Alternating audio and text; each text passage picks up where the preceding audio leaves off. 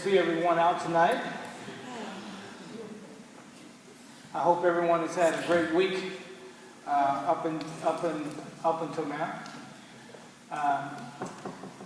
Excited that we are actually in the process of transitioning to one of my favorite times of the year. First day of spring is today. Okay. Turned out to be a beautiful representation of spring. And we're going to get started tonight. We're getting that media set up. Let me know when you have a handheld mic ready, Brother Williams.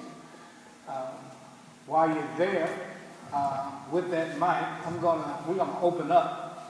And we're going to ask that Brother Osborne, if you don't mind, sir, leading us in the opening prayer. Following Brother Osborne's opening prayer, we're going to ask Brother Thurman Meadows to come and lead us in a verse of a song to kind of get us stimulated to some degree as we go into tonight's class. Brother Osborne. Let's pray. Dear Heavenly Father, Lord God, we come to you at this moment, pausing, thanking you for allowing us to see this Wednesday. Many people call it hump day, get over the hump. We're just fortunate that we get to see another one. God, we thank you for the opportunity to come and recharge, refuel, to learn more about what you would have us to do in our purpose. We know that you have given us everything we need already inside of us. And it's our job to go and fulfill it. God, give us the courage and the strength to do so. God, we ask at this point and at this time of class that we can take away some nuggets that can add value to who we are and who we can be for you. Through your Son, Christ Jesus' name we pray. Amen. Amen. Brother Meadows. Should I ask Brother Osborne to help me? Sure. Do the same at this time. Why you get there? You have an extra time? You got an extra time? Yeah. Amen. All right. We're going to say love is a bubbling over. All right. Hallelujah. Sing that. Hallelujah. Don't you know I've been running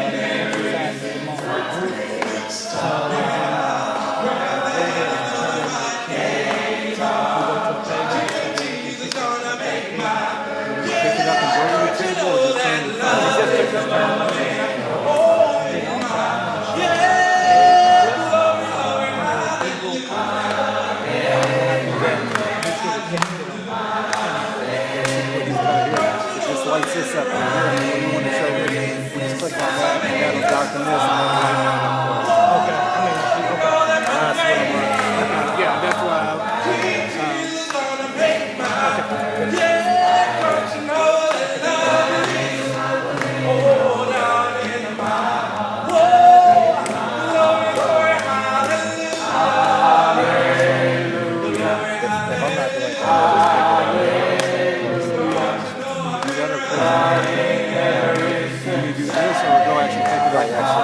where the screen takes up. So take one thing and walk it over.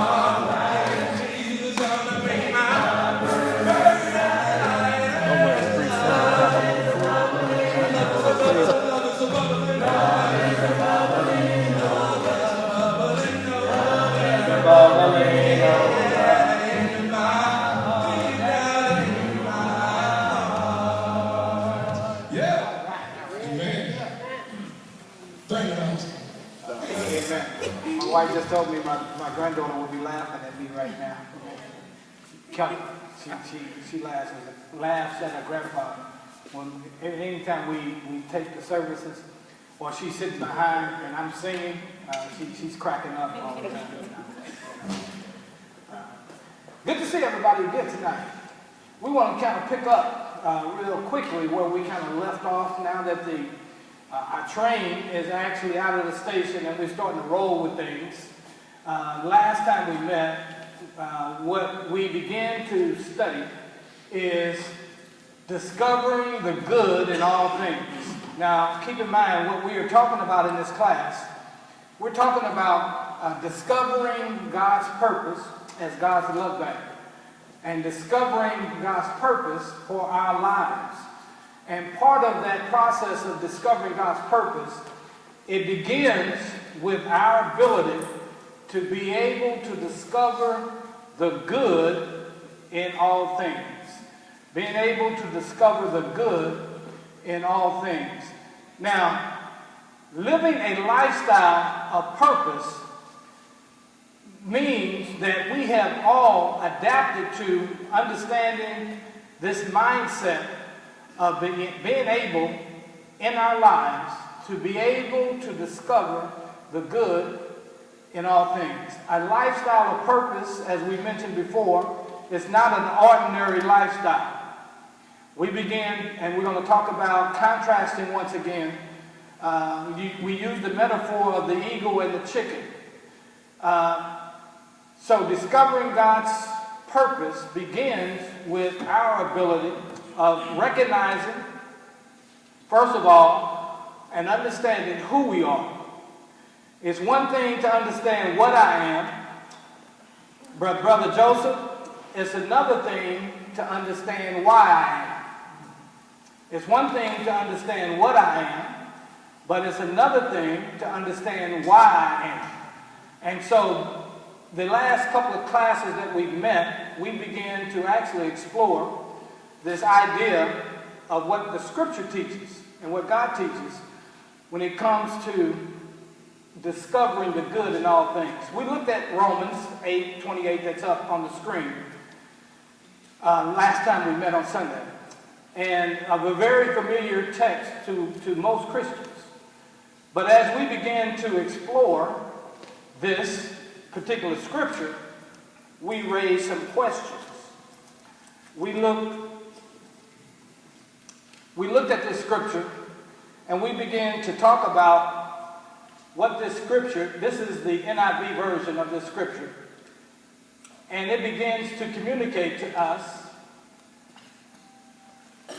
that, and we know that in all things God works for the good of those who love Him, who have been called according to His purpose.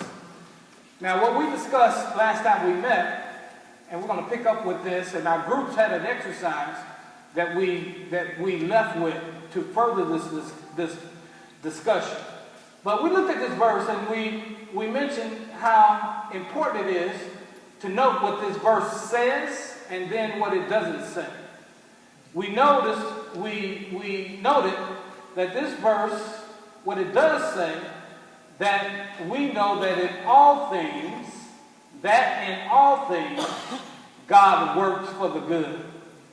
But we also took note of what it didn't say. It doesn't say that we know that all things work for the good of those who love Him and who have been called according to His purpose. Before we go any further, let's talk about the difference that we mentioned on Sunday. What's the difference between this scripture indicating that we know that in all things God works for the good versus the scripture stating that we know all things work for the good of those who love Him? What is the difference? What is the difference? The difference in we know that in all things versus we know that all things work together for the good. What is the difference that we tried to make? I'm going to see if we actually did a good job in talking about the difference.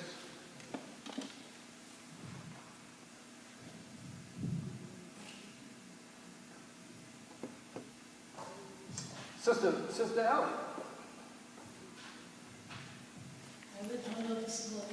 What I get out of it is there is good in all things, but all things are always work out for me. Okay, repeat that once again, Sister Elliott. There is good in all things, all things will always work out for you. There is good in all things, but not all things what? Okay.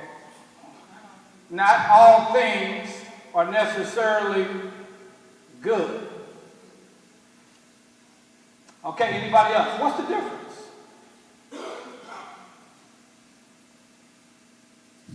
Sister Osborne. I wasn't here Sunday. Okay, we'll go take a stab at it. Just throw that out there in case I'm wrong. Well, saying that in all things,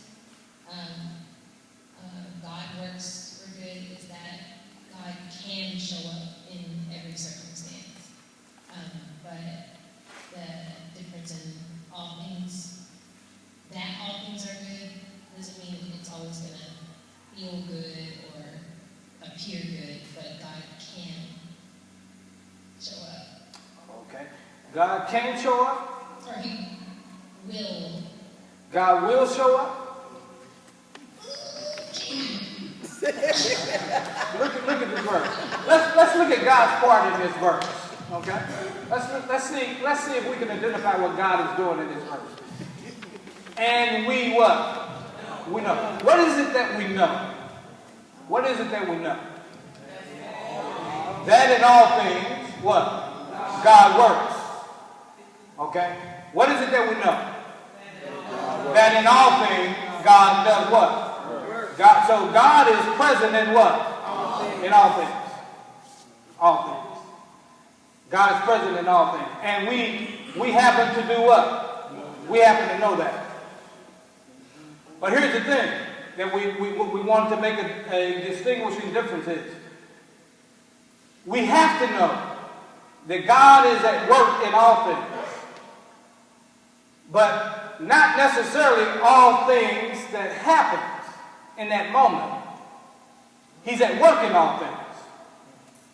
But not everything that happens to me is necessarily good. It's only good, it only becomes good with me realizing that God is working. We try to illustrate this by using the example of cooking. We use Sister White's key lime cake, not key lime pie. Okay. And I started to illustrate. Next time I teach this, I'm gonna actually illustrate it like this. I could have brought on this table to illustrate this all the ingredients that it took to compose the key lime cake. And we listed some of those ingredients. For instance, in the ingredients to make the key lime cake is you got flour, right? You got eggs, and they're raw eggs. You got key lime juice. What else do you have, Sister White? Butter. You got butter. All right. What else do you have? You got sugar. And what else do you have? And you have orange juice. Now, if I had lined all of those ingredients out on the table, and I didn't tell anybody what the end result of that was, and I just simply asked you the question, what is it that's on the table?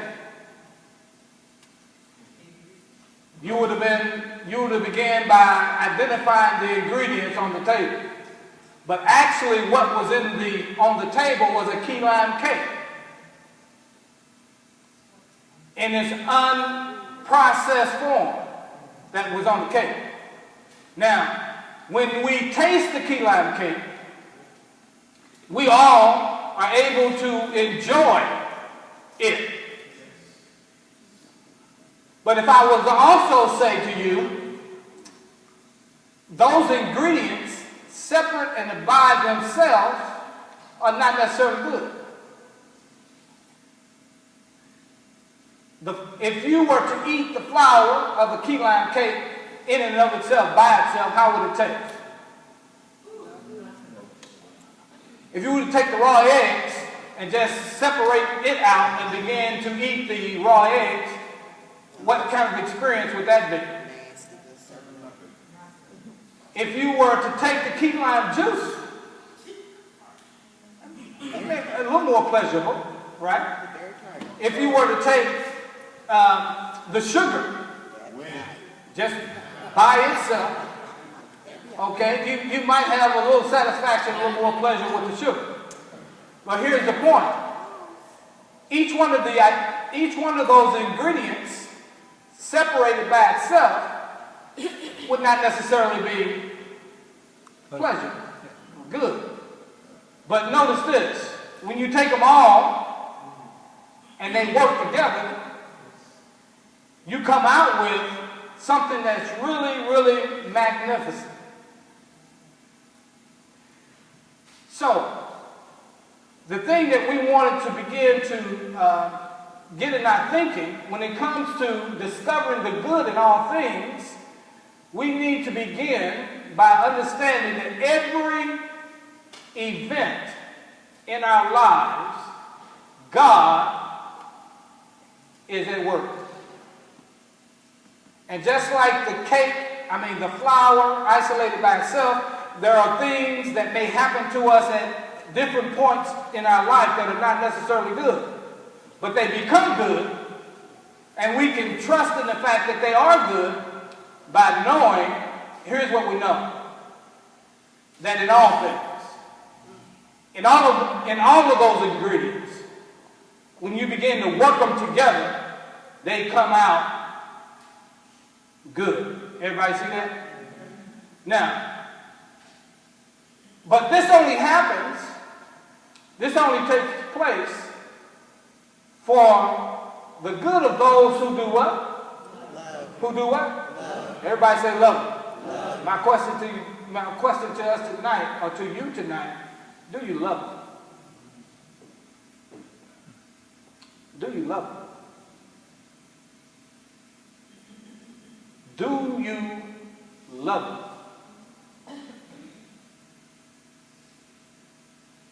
What's the real measure of love in its truest form? In terms of relationship, what's the real acid test of whether or not you can tell the real barometer whether or not a person really loves you? Sister White. I'm not sure if this is what you're looking for, but what the first thing that came to my mind Go. was trust. Okay.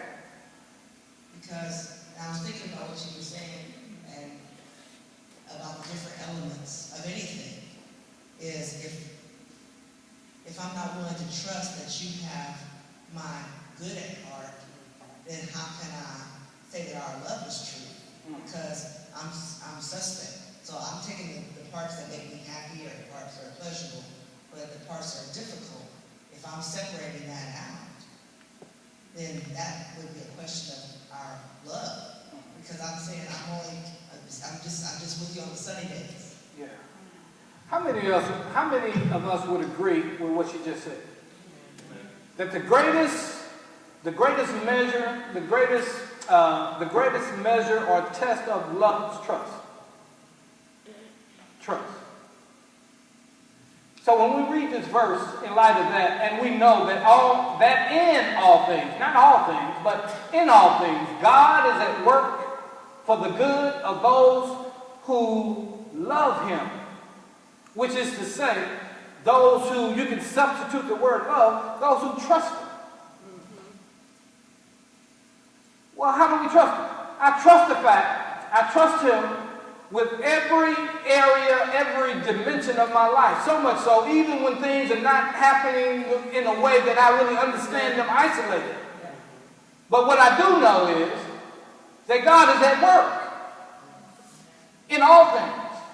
And just like the cake, the flour isolated by itself, it may not make sense in terms of its contribution.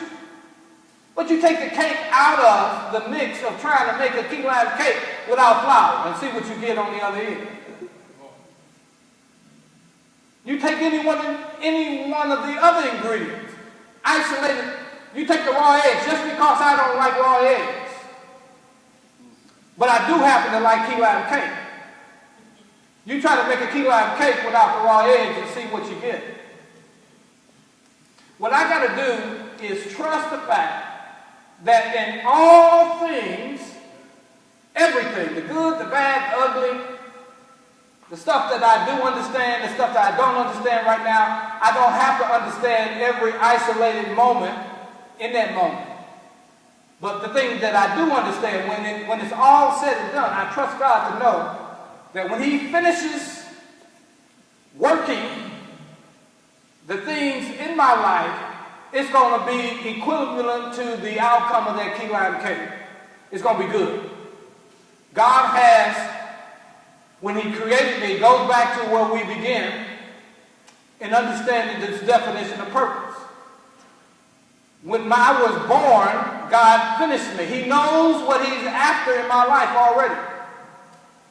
And what I now know is when He created me, He created us. And it's one thing, as I mentioned, it's one thing to know what I am. But it's another thing to know why I am. I can know what I am without understanding why I am. And then when things begin to happen, like they will, it still can thwart the purpose of what God has in mind for me. And so, in the beginning, God let us know that when He created you and me, the very end of all creation, we represent the highest apex of all creation. And when He completed us, when He completed me, He ended by saying, it was not just good. In our case, it was very good. You need to know, I need to know, that what God has in store for me in relation to my purpose, that it is very good. And the way that He's working it out is by understanding the definition of purpose that the author talks about. It's God's what? Original intent, and then His end result will end up the outcome in terms of being our purpose.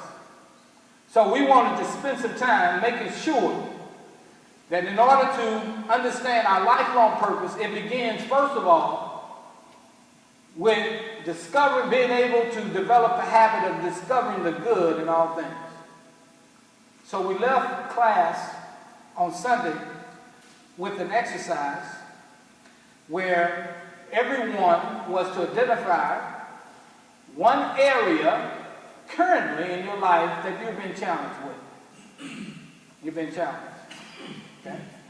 And what you were to do, in addition to that, you were to try in that challenge to come up with being able to find what is the good in what I'm currently being challenged with. What's the good? Okay? So we want to spend a few minutes right now just talking among our groups and our group leaders about how your text group discussions went in terms of engaging in that conversation in regards to the challenges that, some of the challenges that were expressed in your groups, and then some of the responses as they relate to finding the good. Okay? What group wants to begin kind of sharing your experience? What group wants to start?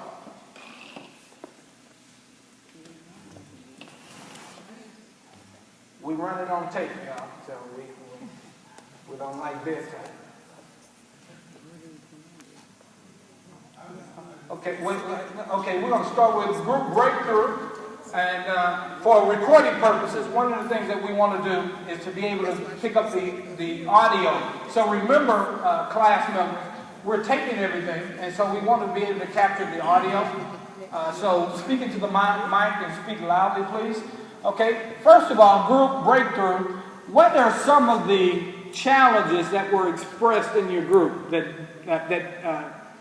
different group members might have been confronting?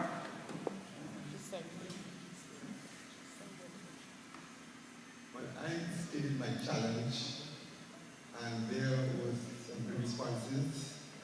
some put it, different say that can help you to get more enlightenment, some give you encouragement. That was the general response I got from my challenge. Okay, Brother Joseph had a particular challenge, and he shared his challenge, and without going into a lot of detail to the whole group, his challenge had to do with a major decision that he had to make in regards to his retirement plan. And he shared that with his group, and he just stated that his group then began to respond back to him based on what he shared with the group in terms of some things that might be useful or helpful.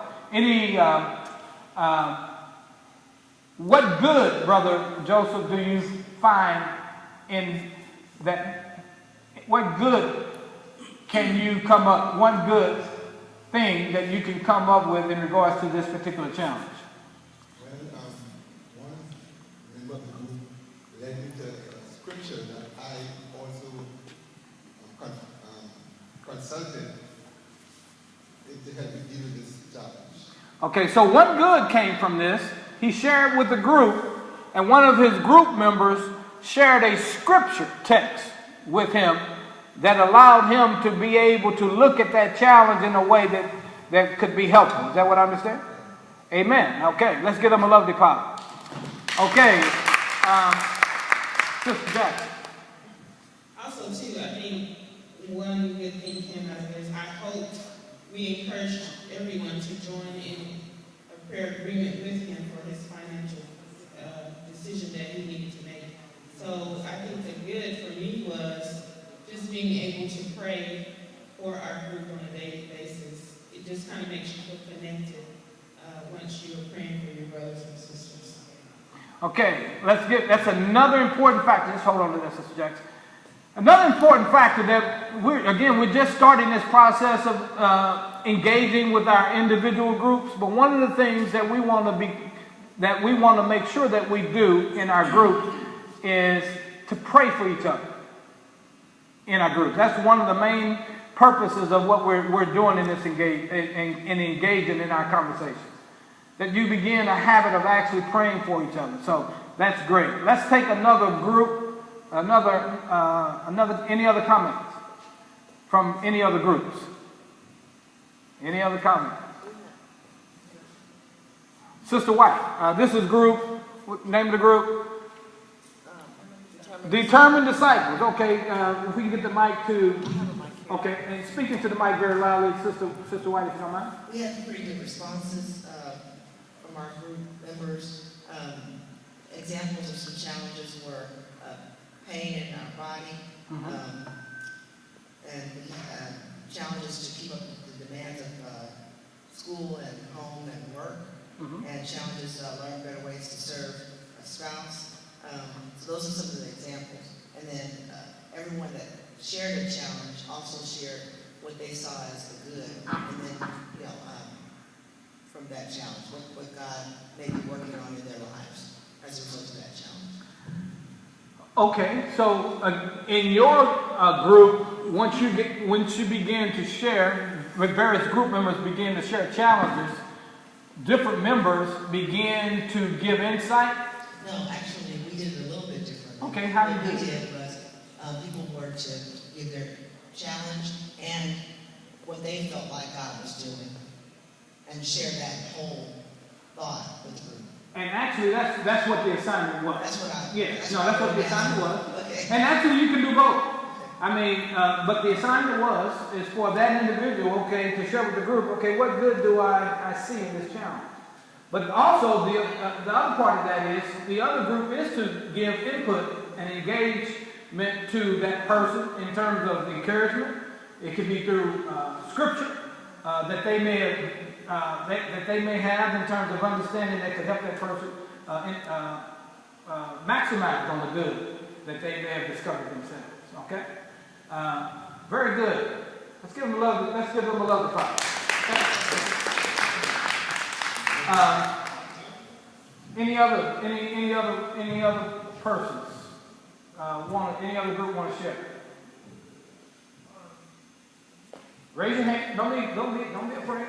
Okay. All right. That's it. This is group, what's the name of this group here?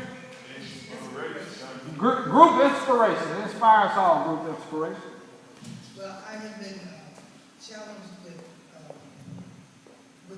the job and not being able to find a job and just I just couldn't find a job, and I shared Camille and Sister Jackie yesterday. Well, I got a job. I got a job, been encouraging me and keeping me lifted up and keeping me from getting discouraged. So I got this job, and it's really good. And what I got out of that is that I have to wait and depend on God and not depend on man to supply my needs, like I was doing. And that's what So the good is that from the employment challenge was what now? just not being able to find a job. And But the good. the good. Yeah. The good was that I found a job. I was blessed with the job. And the job, the hours that I want and the good that came out of it. But what I got from it is for me to be able to depend on the Lord to supply my needs and not depend on man. All right. The good that came from being challenged with an employment issue was my dependency. I think that's what I heard. Absolutely. My dependency is on the Lord and not man in terms of taking care of my needs. And God, then let's give God and her a love deposit. Amen.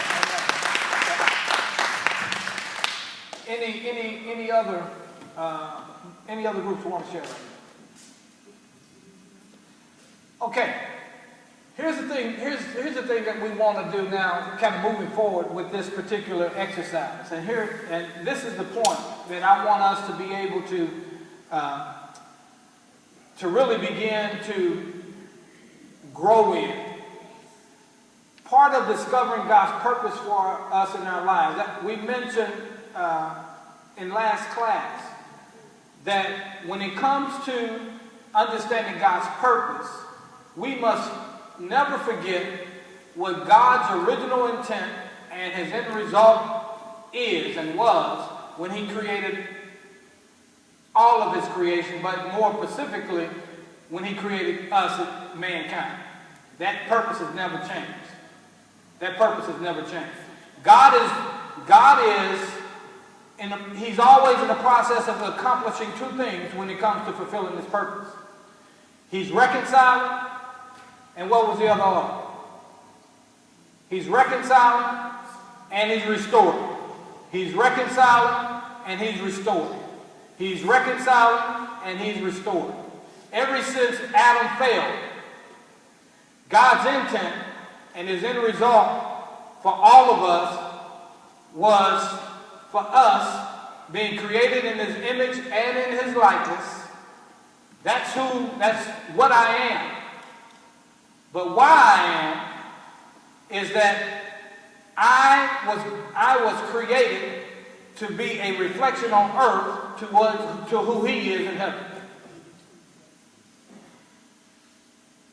You and me. Why I am God's love back, created a threefold spiritual being, is to be on earth what God is in heaven, in every situation.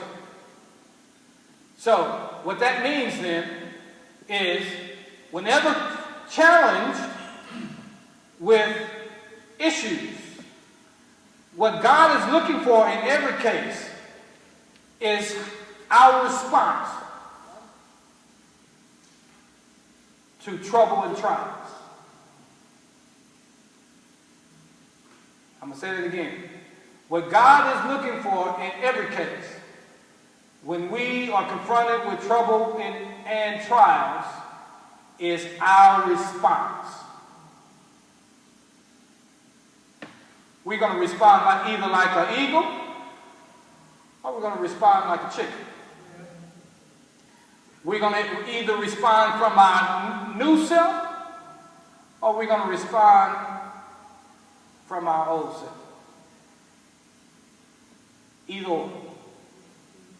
And once we understand that, this particular scripture that we're going to end on tonight and we'll build on Sunday will make more sense.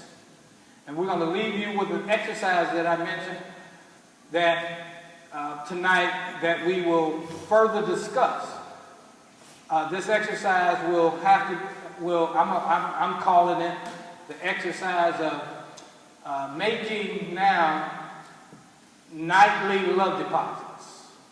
Real simple, practical exercise that will help us understand this and begin to understand what God is looking for in developing it in us is a proper response to all things that happen to us in our lives.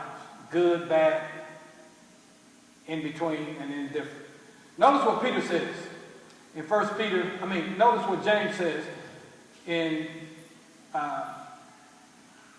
James chapter 1, verse 2 to 4. We looked at this verse.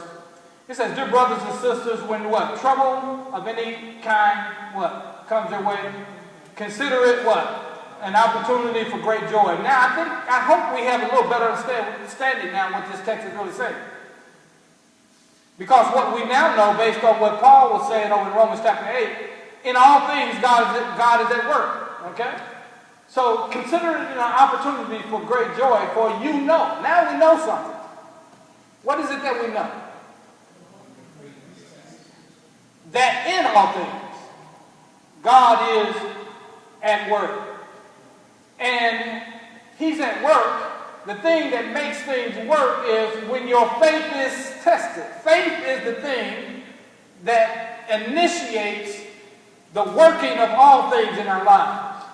So when your faith is tested, your endurance has a chance to grow. So let it grow. For when your endurance is fully developed, you will be perfect and complete, needing nothing. This is God's remedy.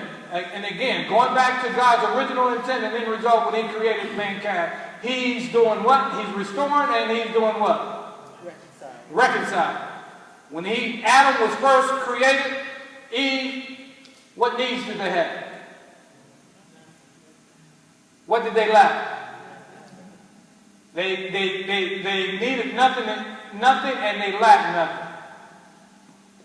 Because they were fulfilling God's purpose and what His original intent and end result for God created them. God is restoring us back to what He originally purposed us to be in the beginning. Now,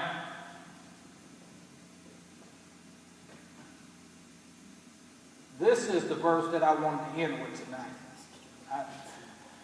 1 Peter chapter 4, verse 12. I want us to look at a deeper dive on this verse. Notice what Peter says in this verse. Notice what keeps echoing from each apostle. Look at Paul, James, and now Peter begin to communicate this same principle. Peter says, beloved, do not be what? Surprised at what? Fiery trials when it comes what? Upon you to test you. Don't be surprised when fiery trials come upon you.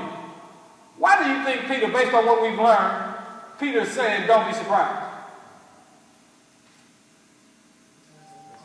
Because we have to have trials in order to test and grow our endurance and faith.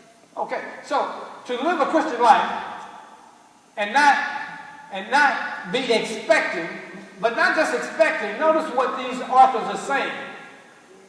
Embrace them. Embrace them. Now, living the mindset of a chicken, that sounds crazy. Matter of fact, it sounds so foreign that you won't even understand. Okay? Now, as though something what? Strange were happening to you. When was the last thing that you've been challenged with? I mean, the most devastating thing or painful thing. And when that thing happened, you began to respond. Your response was like something strange was happening. Like it shouldn't be happening.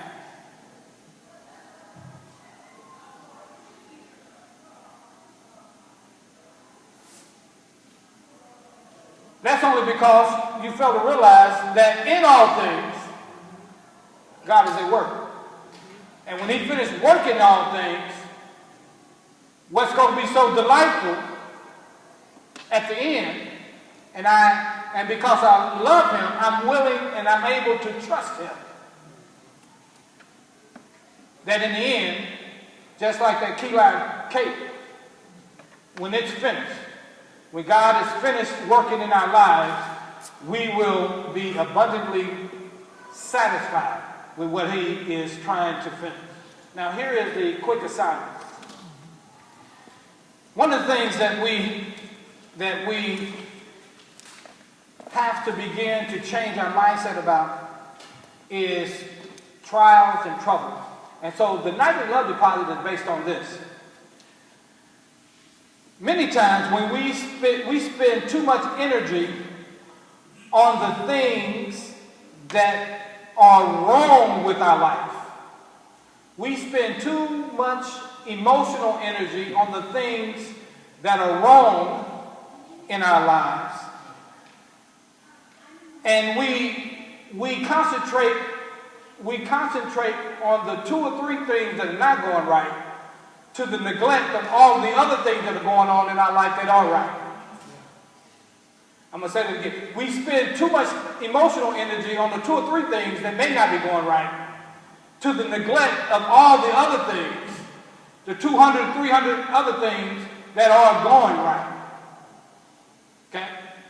So, what we want to do, here's the exercise. Beginning tonight, we want to flip this habit. Before you give yourself permission to go to bed, now, between now and Sunday, and we're going to continue this process. Before you give yourself permission to go to bed, the assignment is to assess your life, your day, and find the one thing from that day that was good. Find just one thing. Now, this is not a checklist in that, good health, a roof over my head. I mean, you need to find something that you can emotionally attach to and feel and feel it. One thing at night that you can look back on your day, and rather than concentrate on all the things that may not have gone right, you identify the one thing from that day that was good. And then you go to sleep. All right. Okay. Now, here's the other thing. The other part of this is when you get up in the morning,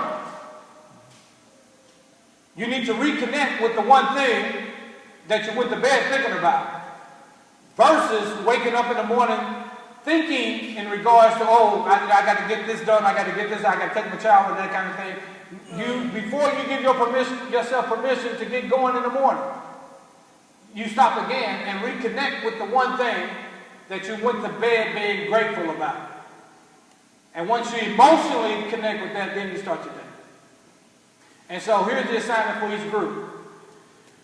You are to share with your group on a daily basis the one thing that you found that was good that happened to you that day. And each group member began to actually share with the group the one thing. Everybody? And y'all begin to engage each other in that conversation. Everybody clear with that? Amen. I know so we'll look forward to, and we'll pick up on Sunday sharing among each other in terms of discovering the good in all things. God bless. Let's make our way to the altar.